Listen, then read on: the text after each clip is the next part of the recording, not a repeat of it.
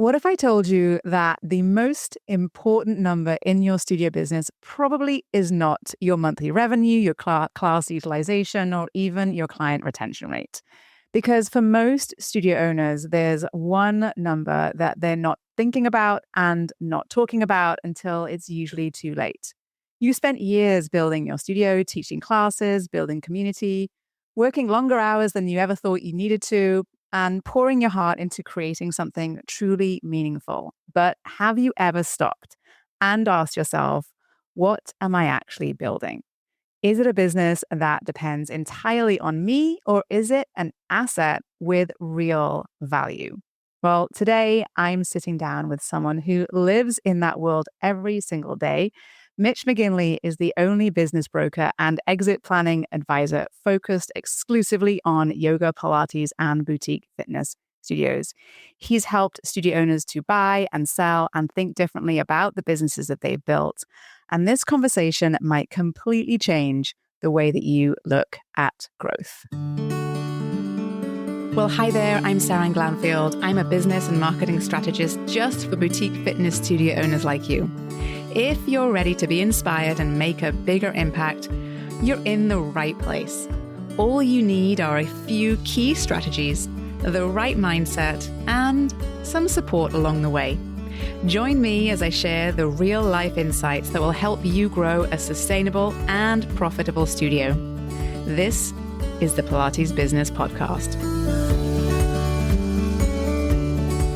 Welcome back to the Pilates Business Podcast. I'm so glad you're here. I'm Seran Glanfield, and I'm the founder of Spring 3 Studio Business Consulting. And I'm really excited for today's conversation with someone I've known for many, many, many years, and someone who I've worked alongside for just as long.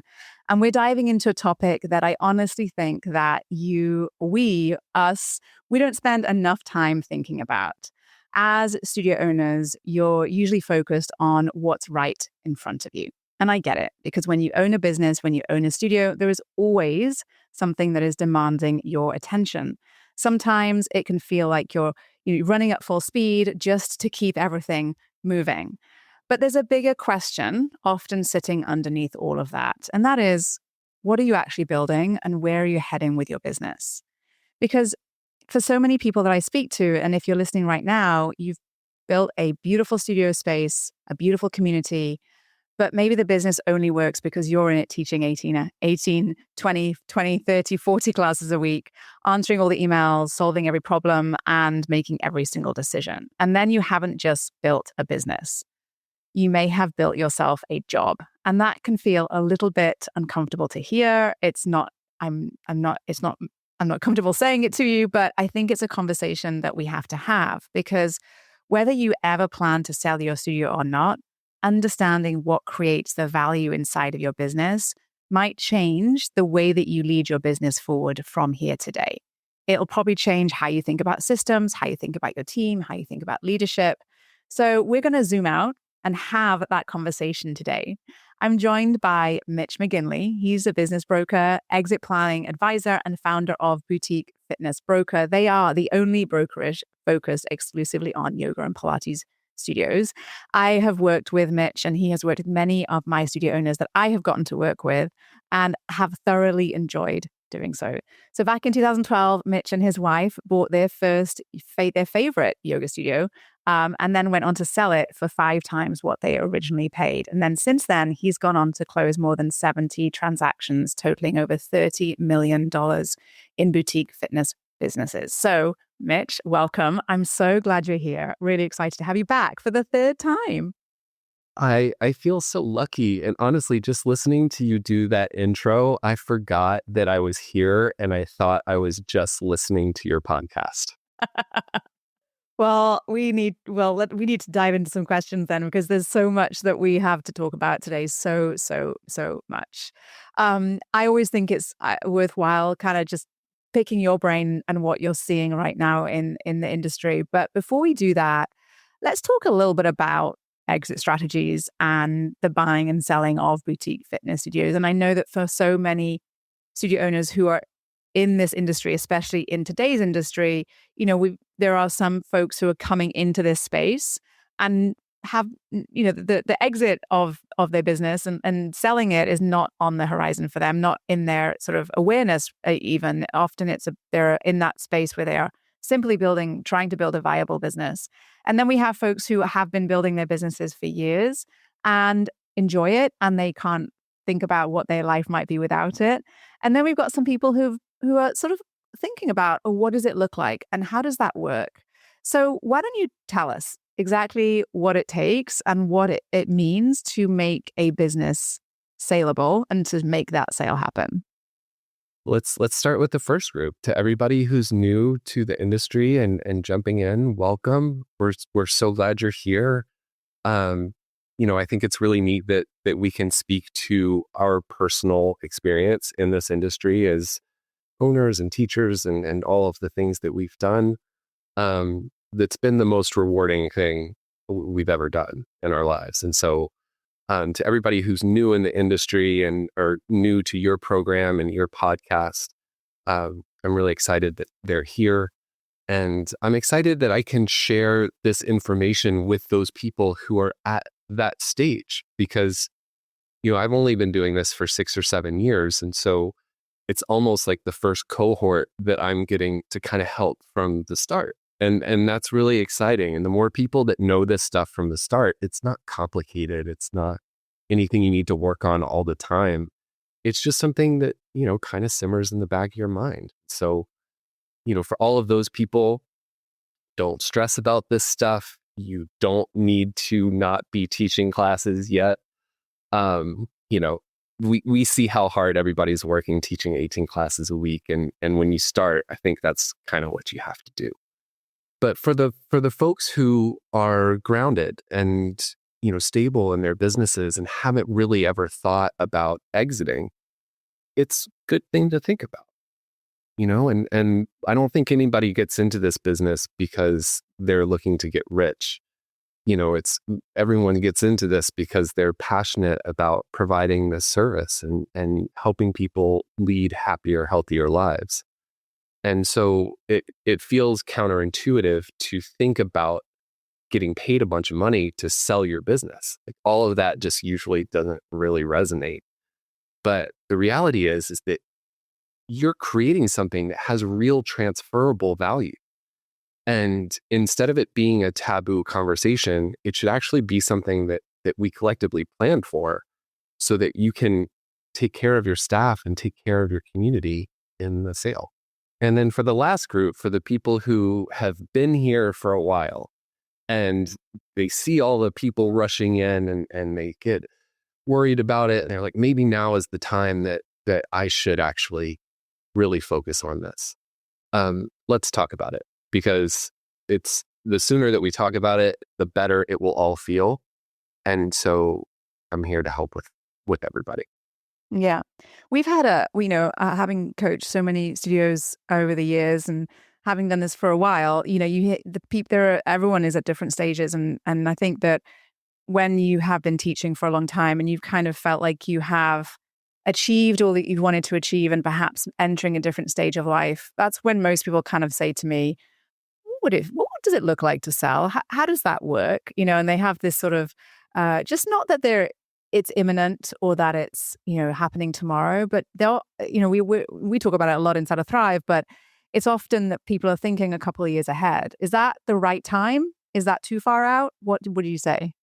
A couple of years ahead is perfect. I think 2 years of runway for real planning, intentional planning, setting goals, timelines, getting stuff cleaned up, maybe getting a financial audit of some sort done, an HR audit of some sort done. Like, those types of things are perfect to do 1 to 2 years out. Yeah, right. And so there is a little bit of organization that sometimes needs to happen. And I think one of the things that, I see and you see, but perhaps when you're in your business, you're not always aware of, is that every business has a different set of systems and way of operating, right? And when you come to the point of wanting to sell that, it is about sort of presenting all of that and opening up the curtains, right? The backstage, behind the scenes of what that looks like. So tell me a little bit about some of the things that you see most often that perhaps may diminish the value of a business. when it comes to sale? Yeah, it's usually, we think of, you said pulling back the curtains, and I think of it more as like showing someone your closet. Yeah. It's not glamorous usually. There's an insecurity about it. It feels kind of gross to have somebody else looking at all that stuff. Um, but it's so true. I mean, every single business is run differently. And ultimately what you're selling is a package of all of your systems and your clients and your team and your financials to someone else so that they can step in and trust that it's going to keep going the same way. And I think that's one thing just to talk about early is buyers in these situations don't usually want anything to change. They're scared to death of that. They want to buy a business and make sure everything's going to stay exactly the same. And the best way to ensure that is to show them all of the pieces of paper that have your processes and your systems dialed. It gives them so much confidence in hiring. What if somebody leaves? Here's the playbook for hiring. Here's the training manual. Here's the roles and responsibilities. Like all of those things become the most comforting thing for a buyer. It doesn't need to be fancy. It's just a Google Doc that lays it out that you update when you hire somebody else. So the systems and the procedures internally need to be there, right? So we have those. I think the biggest question that comes up is, what it's going to be, but is how much is my business worth? How much can I sell it for, right? The conversations, I know we have them all the time. You've probably spent a lot of time and energy that you have not gotten paid for from your business, right? As you're building it, right? We all do. You and me and everyone listening, we all are working beyond perhaps what we are getting paid by, we would want to get paid by the hour for. We shouldn't do that math. But you've poured your heart and soul into a business, and you want to get a return on that. So how should people come to think about the valuation of their business? What is, how do you come to that number, or how does that all kind of come to be? It's really a market principle. It's what buyers are typically willing to pay based on this particular market. And so first and foremost, I always say this, but you use the word worth initially. And I just want to say to everyone, I intentionally try to avoid that word because it's such a loaded word. And it also doesn't, you're never going to agree on the worth of your business and what it is to you as your identity and like all of these other things, right? And so that is just a very acknowledging good point. that. Yes, 100%. Okay, very, very good point. So I like that. When you think about selling your business, the number does not define your worth. And I think that's really important. But valuations are fairly consistent, especially in markets that are hot, like Pilates is. And so, we get a lot of data points and that allows us to be more certain about, where somebody falls on the spectrum. So very quickly, without boring anybody, it's usually a multiple of your discretionary earnings averaged over the last couple years. So discretionary earnings over 12 months is usually your net income plus your salary.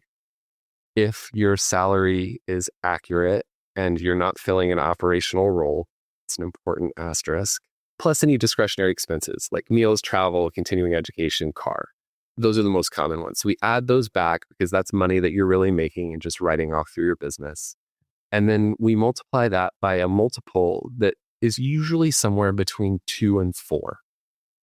Like that's sort of the guardrails.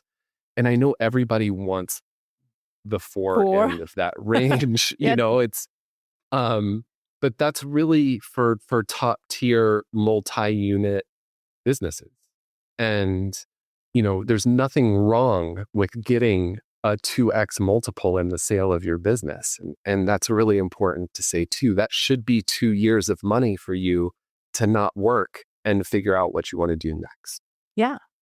So that's why it's kind of important, right? To make sure that your numbers are accurate and reflect fully your business, because whenever you come to that point of wanting to sell, that's one of the things that, you have to, has to be clear and accurate, because it is going to influence the value of your business.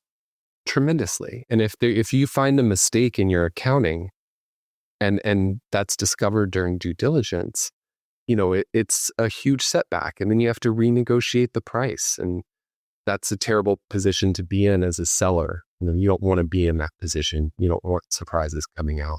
Yeah, I mean, imagine that it's a bit of a, is it, how long does the process typically take? I'm sure every scenario is slightly different, but roughly what does that look like?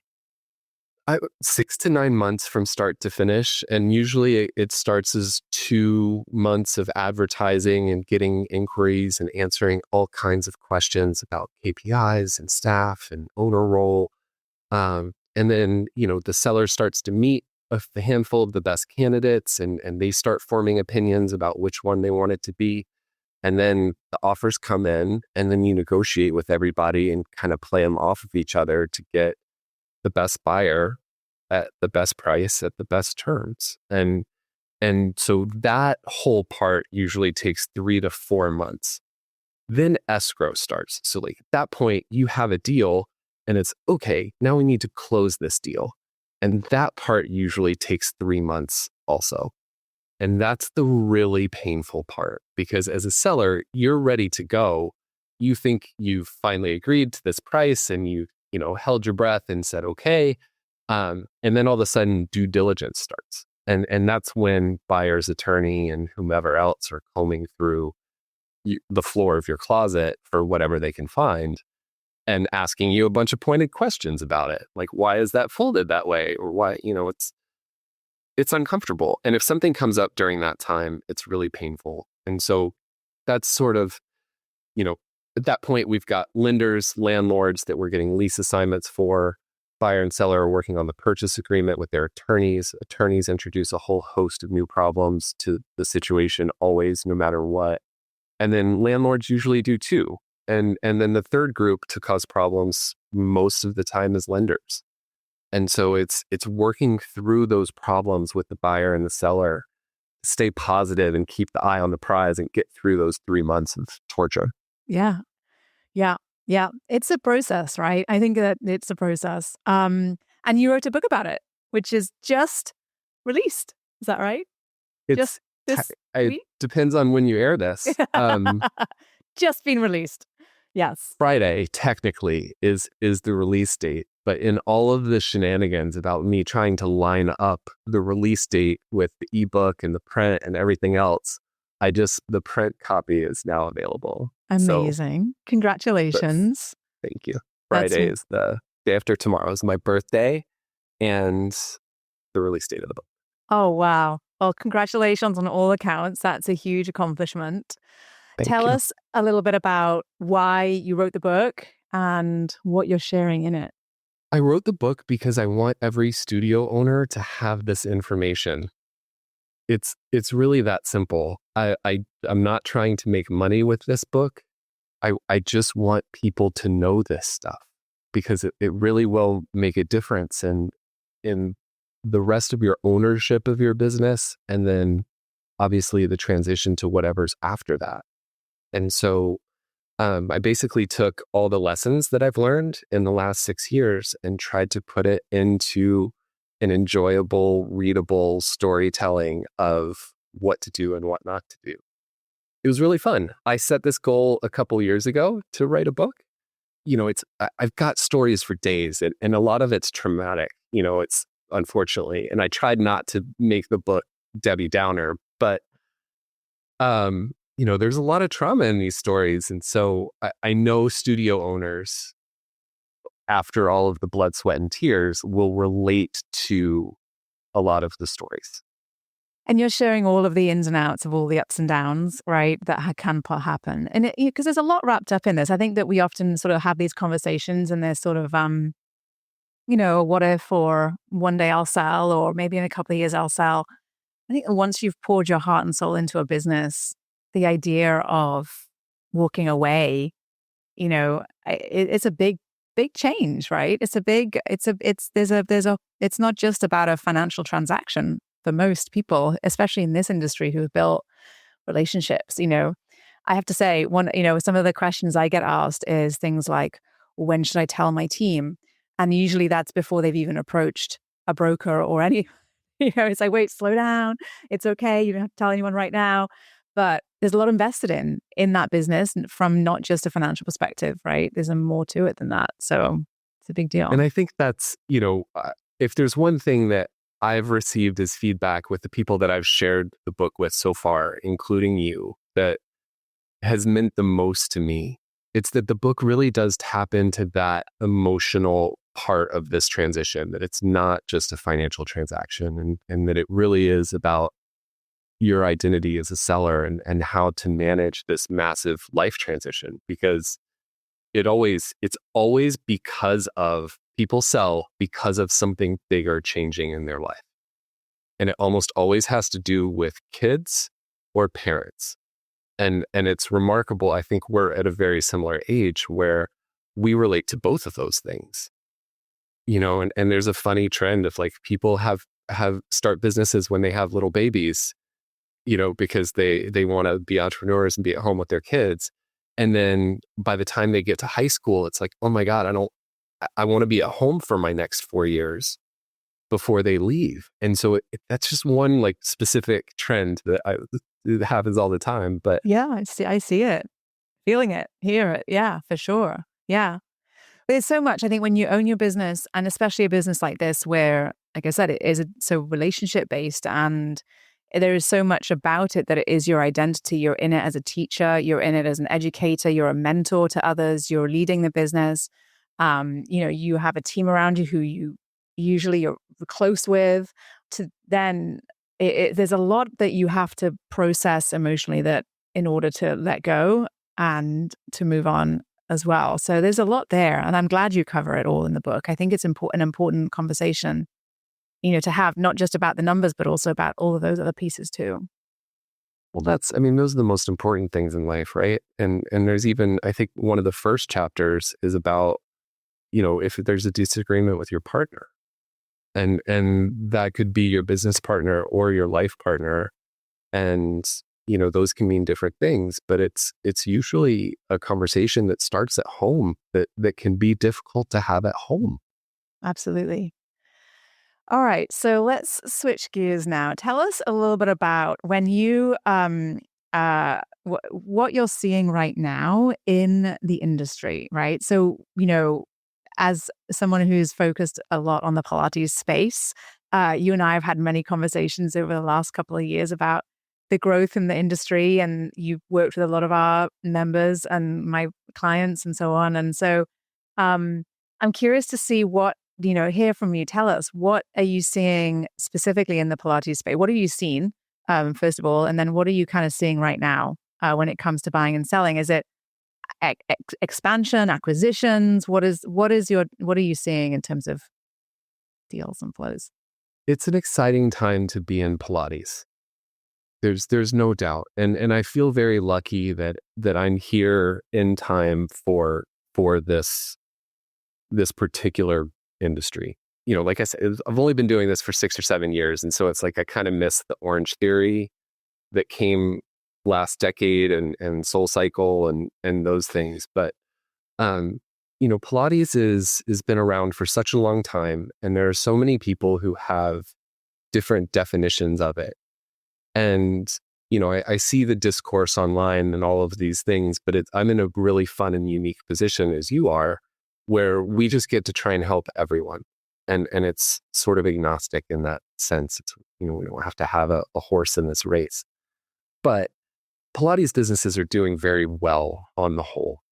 Reformer Pilates group class businesses are very easy to sell in this moment. There are a lot of people that see Pilates and they get excited about it. And, maybe they've taken classes or they're a client and they want to jump in. And I think that's a great place to be. For the people who have been around for a little while, the more of my classical Pilates, matriarchs, I'll say, because it's just always usually women, but I am absolutely certain that they will not only survive, but thrive coming out the other side of this focus. Because, what they're able to do with their expertise and knowledge, no one's ever going to be able to take away. And so I feel really confident that particular, more of the classical side will endure in the way that it always has, which is oftentimes largely focused on the owner. Like it's usually more of a smaller studio with, privates or small groups. And those can be a little harder to sell for this exact reason. But I'm seeing all kinds of fun combos now, lots of different studios adding different types of Pilates to whatever space they can find to stick machines in, or however many mats they can get on the floor. And, it certainly feels like it's starting to get saturated. I think everybody can kind of tap into that. It's getting watered down. Teacher trainings last 5 minutes. Things like that are true, and also give owners pause about, does that mean that the value of my business is going to go down in the future? Am I going to have too much competition? Is my pay going to have to go up too much to keep my best teachers? There's a new studio opening up across the street and down the street, and I hear these things all of the time. And so if you're feeling those things, I just want to say you're not alone, but also it's totally fine. Just keep being good at what you do and focus on your community, and you will be totally fine. Yeah, absolutely. Absolutely. I think that the focus, though, just going back to the point that you made earlier on, is that the valuation of your business is not tied to the number of other studios that exist in the world, right? It's tied to your financial health of your business. That is the valuation. So your value of your business is not going to decline purely because there's another studio that's open down the street, assuming that you can maintain the financial health of your business. So that means that today, focusing on your business and your community and what you're doing and what you're doing well is only going to help you down the road. And I think that we always get distracted by all these other things happening around us, but it very, very rarely, if ever, serves us to do so. Yeah, it's true. And I totally get it, because I remember owning a studio and having a new studio open a block away. Oh, yeah. And one of my teachers coming in being like, there's a new studio a block away, and I just applied to teach there. Yeah. Like, and Carson and I looked at each other. We were like, what? Right. Oh my God. And it feels threatening. And when it's your livelihood, and you're supporting your family on this business, like, that's scary. That's the scariest part of being an entrepreneur, I think. But wasting your time on fear about that stuff is not going to help. Focusing your energy on taking care of your people and prepping your business to run more smoothly is all you can do, and it will make you feel better. So do that. And then beyond that, we've got obviously the growth in the industry, and we're still seeing, despite the fact that there is, I agree, there are a lot of studios. It is feeling for many like saturated. We are still seeing the overall sector grow. There's still a lot of investment and money being poured into wellness and movement and health. We haven't seen those numbers become stagnant at all. But there are some things that are outside of our control, right? So we look broader than just our industry. We look at the economy as a whole. How does that impact business valuations? Can you talk us through how that has changed recently and what you're seeing now? Yeah, I think the number one way that the broader economy actually ties into these smaller businesses is usually related to credit. And so when there's something of a credit crunch or pinch, like I think we're starting to feel right now, like I think we're on the cusp of that. First and foremost, it's nothing to be terrified about. Like, these things happen, they go up and down, like all markets. It's okay. I think everyone who was around during COVID is still just very traumatized by COVID, and probably will be forever. But the likelihood of something like that coming along and decimating the industry again, I think is very, very, very low. What's unfortunately more likely of this scenario is that something happens where credit tightens. And if you have $1 million business and interest rates go up 1%, it's gonna take $40,000 off your valuation, because the cost of capital for getting an SBA loan goes up by that much. And so I don't think sellers really think about that for good reasons. It's not the kind of thing you should have to worry about. But, the reality is a lot of times people will be like, okay, well, I'm going to wait until this is fixed until I sell, or I'm going to do X, Y, or Z to make sure I get the most money. And then don't realize that there is risk in waiting. And it could be that interest rates go up. It could be that there's a random flood in your building. Like I saw that today. It was someone I'm sure that had a terrible, terrible flood after a storm and was just in tears. And, it's like if you're in the middle of a sale, and we've had this happen too. We had a fire in a building and the fire sprinklers went off. There's some people in Asheville who had a hurricane come through a couple years ago. It's like things really that you would never expect. So there's always risk in waiting. There is risk in waiting. And it's always, I would say the only, what can you do to be proactive and avoid, help to avoid? I'm always about mitigating risk, right? Like that's one of I'm like, just you can't avoid risk, but you can figure out ways to perhaps manage the risk. Be informed is number one, right? I would say be informed about what your business valuation looks like, what you need to be able to do to sell your business. Just be aware of that, but also, be mindful of who around you and who can support you with understanding those steps. And I think that whenever, one of the things that I would not ever want to do alone is to try to sell my business. I would never, ever try to sell my business without speaking to someone who has done this before many, many, many times. And especially in an environment like we're in or entering into where, rates might be higher, borrowing rates might be higher. There might be more of a stronger conversation, negotiation necessary, and a lot of nuances to understand when you go through that whole process. So, I think that we can be armed with the right information and the right support, and then we're well equipped, right? Yeah, and that's all you can ever do, right? I mean, you're never going to be able to control everything, and so there's always some level of letting go. But de-risking is the first step of exit planning.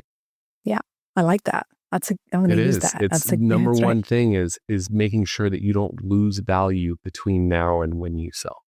And so, the things that can affect that are your landlord increases rent a whole bunch. And so if your lease only runs for 2 years, one thing you can de-risk is get a couple more options to extend at negotiated rates so it's clear. Now there's no risk there. Negotiate out of your personal guarantee while you're at it. Okay. In the event you sell, you won't remain personally liable. That's something that I want every owner to do in their next renewal. That's a great tip. Thanks, Mitch. All right. So to wrap up, you sold your studio. From that process, I'm sure you learned a lot. And since then, you've learned a lot. But what do you wish that you knew when you sold your studio that you are now sharing would like others to know too? Well, in fairness, I tried to sell my studio technically twice. The first time was a disaster. And so everything that I learned from that lesson, I was able to fix for the second one. And that one actually went pretty well. But, those things were, I think, main ones. We were trying to hide our income to not pay taxes, writing off everything we could in a legitimate way. I think very common. Yeah. Everybody tries to do. And that ended up hurting us because the buyer couldn't get an SBA loan. And so that's one major one. But the other one that I think we really needed to learn was not being the star teacher. I think my wife, Carson, is a phenomenally talented human being and is very well loved. And we really risked being able to sell our studio on her. And I would have had her wean herself out of some classes sooner. So insightful always to speak with you, Mitch. Thank you so much for coming on and sharing everything that you shared today.